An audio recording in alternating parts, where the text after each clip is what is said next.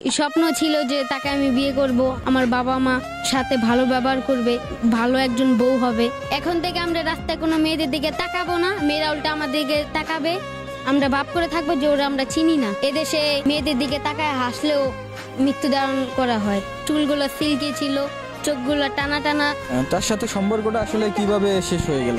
এমনি মানে ওরা গ্রামে গেছিল, ওর বাবা একটু বাইরে গেছে, তো এই জন্য আর কথা মতো হয়নি, এই জন্য ওকে আমি ভুলে গিয়েছি।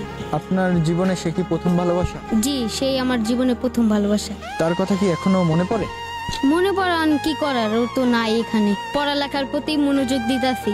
অনেক খারাপ লাগে তখন আমি স্যাড গান শুনি। জীবনের প্রথম ভালোবাসা নাকি কখনো ভোলা যায় না? আপনি কি আদৌ তাকে মন থেকে ভুলতে পেরেছেন?